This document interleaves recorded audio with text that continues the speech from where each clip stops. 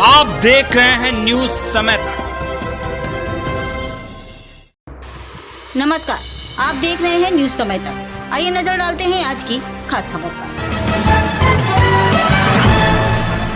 विधवा महिला के मकान को दबंगों ने किया कब्जा। न्याय के लिए ओम प्रकाश राजभर कैबिनेट मंत्री अल्पसंख्यक कल्याण को ज्ञापन सौंपा। आपको बता दें कि विधवा महिला ने उत्तर प्रदेश सरकार के अल्पसंख्यक कल्याण एवं वक्फ मंत्री ओम प्रकाश राजभर को ज्ञापन देते हुए बताया है कि दबंगों के द्वारा मेरे मकान में कब्जा कर लिया गया। तभी ओम प्रकाश राजभर ने फतेहपुर के एसीपी को एक विधवा महिला के मकान पर दबंगई के जरिए कब्जा करने के आरोप में एफआईआर दर्ज कराने का आदेश दिया है। महिला का आरोप है कि कुछ दबंग लोग उसके मकान पर जबरन कब्जा करने की कोशिश कर रहे हैं और उसे जान से मारने की धमकी दे रहे हैं।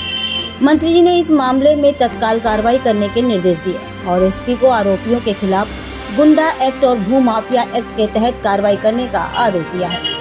इस मामले में आगे की कार्रवाई की जा रही है और आरोपियों को जल्द ही गिरफ्तार किए जाने की संभावना है।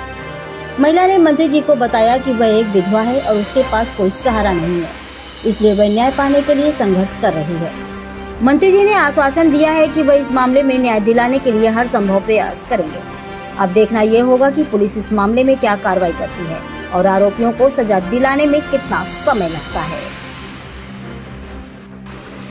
फतेहपुर से उपेंद्र सिंह की शेख हाशिर। कहाँ आप आई हो? अपनी परिवार लेके, लेकिन इसके साथ घरे बैठे नहीं हैं। 5 तारीख को हमारे घर में हुसैन जाफरी के परिवार वाले सब हमारे घर में घुस आए। हमारी लड़की छेड़छाड़ करने लगे, उसकी जंपर चीट डाली तो उसको घसीट के ले जा रहे थे। हमारा लड़का इतने में आ गया, हमारे लड़के ने बचाया अपनी बहन को। कोई हमारे लड़के को हम लोगों ने मारा, उसको घसीट के बाहर लगा। उनका परिवार बाहर खड़ा था, उनके परिवार वाले सब ने मिल के हमारे लड़के को मारा, उसकी दाबने लगे। हम लोग गए छुड़ाने के लिए तो हम लोग उनके परिवार वाले ने हमारे चाकू मार दिया।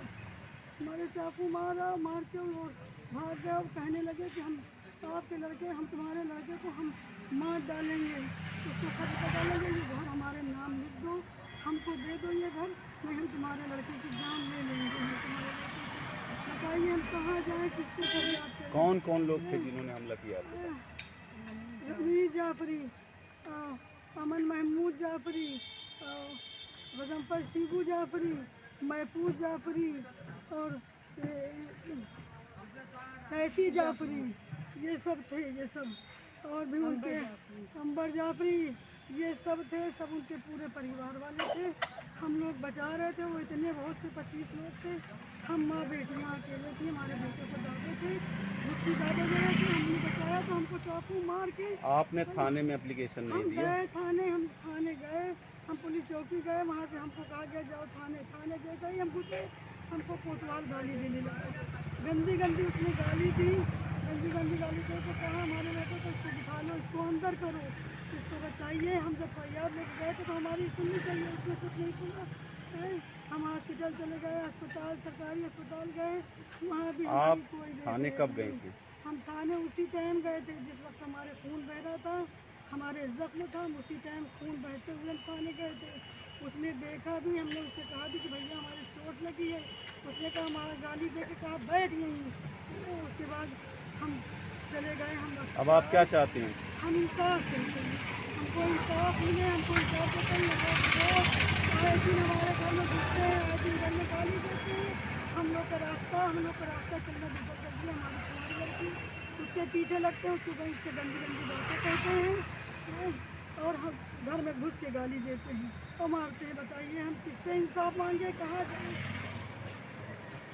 जाफरी और उनके परिवार के खिलाफ वो लोग आए दिन हम लोगों को परेशान करते। हमारे बाप जिंदा नहीं है।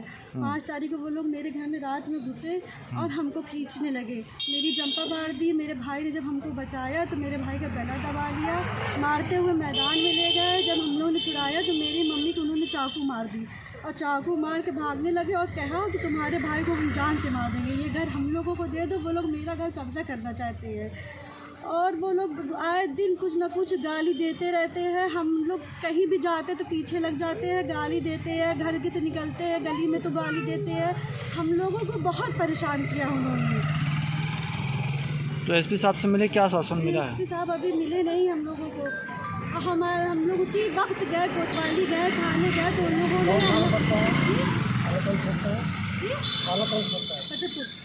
बाकागंज फतेहपुर में थाना कोतवाली हम लोग गए, तो वहाँ हम लोगों की कोई सुनवाई नहीं हो गई। मेरी मम्मी गई तो उनको वहाँ बैठा लिया गया, उनके खून बह रहा था, उनकी कोई सुनवाई नहीं, उनको गाली दी गई। वो कह रहे थे इसके भाई को बंद करो, इसको बंद करो, रात भर यहीं बैठाए रखेंगे। मम्मी के मेरी यहाँ सदर अस्पताल गई, उनका वहाँ भी कोई इलाज नहीं हुआ, तो डॉक्टर ने उनको कानपुर रेफर करवाया। उनको हम लोगों ने, उनके टाँके लगे हैं, हम लोगों की कोई सुनने वाला नहीं है, हम लोगों की कोई फरियाद करने वाला नहीं है। वो हम लोगों को बहुत परेशान किए, हम लोग का जीना हराम किए। हमारी फरियाद सुनिए, हमारी मदद करिए आप लोग। क्या नाम है आपका? जी मेरा नाम समन।